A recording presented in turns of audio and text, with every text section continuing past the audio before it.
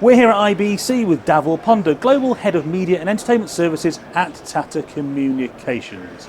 Dhaval, thank you for joining us. Thanks for having us today. Nice to see you. Thinking about sports broadcasting and trends within the industry, what are you seeing at the moment as far as Tata Communications is concerned? Thank you, Will. Pleasure to be here. So, with regards to media and entertainment industry, we are looking at three macro trends that are driving the whole disruption within the industry. The first one, probably the biggest one, is the fact that the digital viewing habits have fundamentally changed. Today, an average consumer is spending more than 50 hours consuming content on a weekly basis.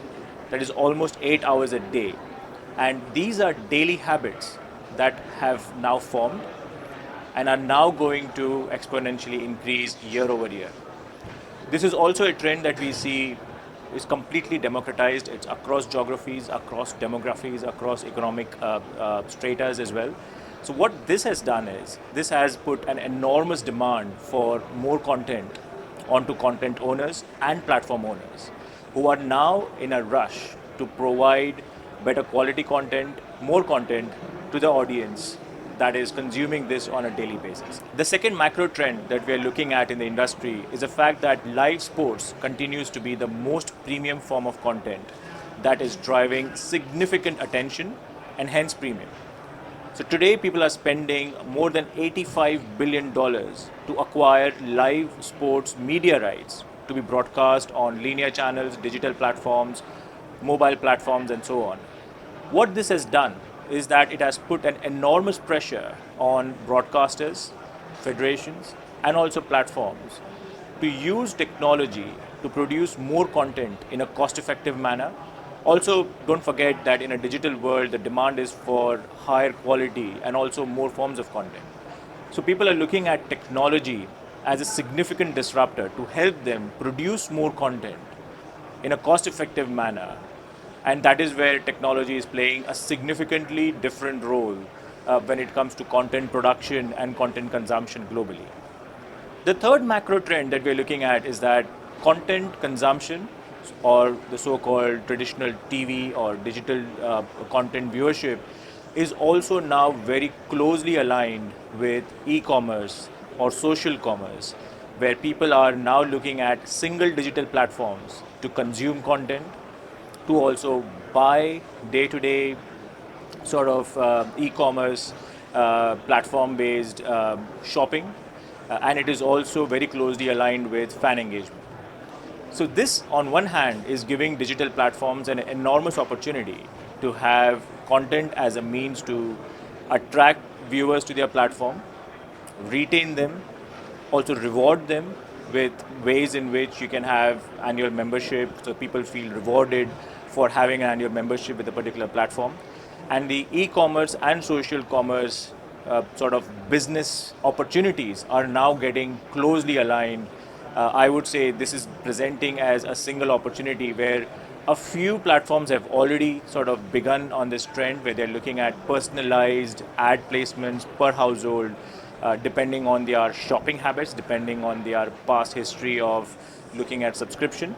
And that changes dramatically the top line revenue that the whole industry can command today, which is great for all of us, because I would think this is a once in a lifetime sort of disruption that is taking place in the industry.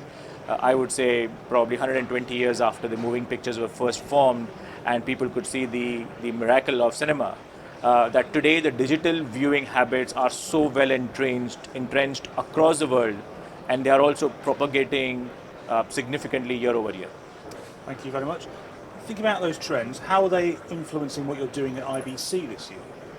Yeah, good question, Will. So we recently announced the acquisition of the Switch. So within Tata Communications, the global media and entertainment services already has a significant market share when it comes to global sports. We help many global sporting federations and most sports broadcasters across the world, regardless of countries, in helping them acquire live sports content from hundreds of venues globally, and also to distribute that content to their viewers. whether that is on linear TV, digital platforms, or consumption on various other mobile platforms as well. Switch is a leader for managed video services and is known for its deep broadcast engineering within North America. It has a very high NPS. Customers have been trusting Switch with many of innovations when it comes to broadcast. Some of the sort of biggest changes in the broadcast industries have been where Switch has been at the forefront of leading them and executing them on the ground. So one, Switch gives us a very strong foothold in North America with a very loyal customer base and a foundation to grow the business out of. Second, Switch also has a very successful live production setup based out of Los Angeles today, where it is supporting some of the most leading digital platforms to produce content and also incorporate some very complex workflows when it comes to ad management and also audience tracking and delivering the best on a technology platform that could be the future of OTT viewership. So for us, the Switch acquisition is now at an advanced stage of integration. So at this IBC, we are focusing on proof of concepts in the next generation of cloud-based production.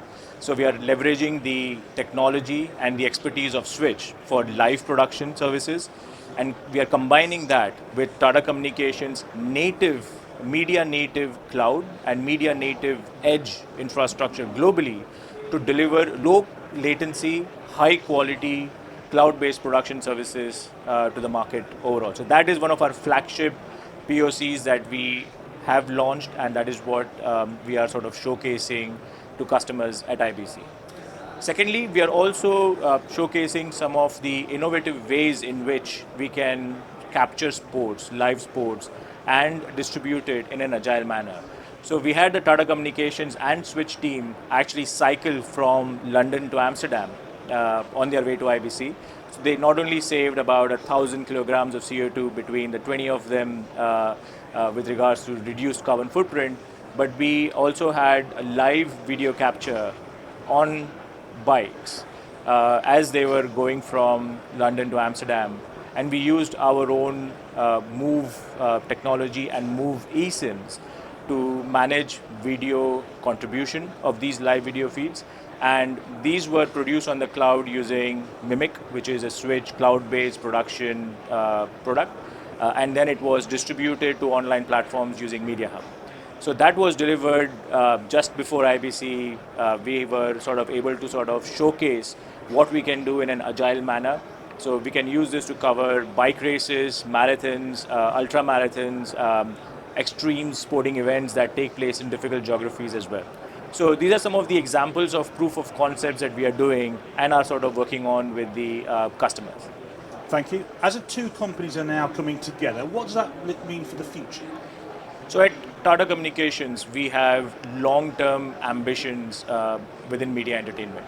We are one of the few organizations that is investing significantly in technology, global digital infrastructure, and talent. So we invested in a global 100 gig video backbone. Then we made the acquisition of Switch public. The integration is now at an advanced stage. We have also launched a global digital media native cloud and edge across all of our cloud nodes.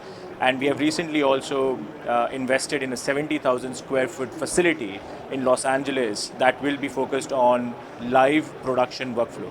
So for us, it is going to be investment in the long-term opportunity within media and entertainment space. Great stuff. Thanks Thank for your you. time today. Enjoy the rest of your show. Thank you, Will.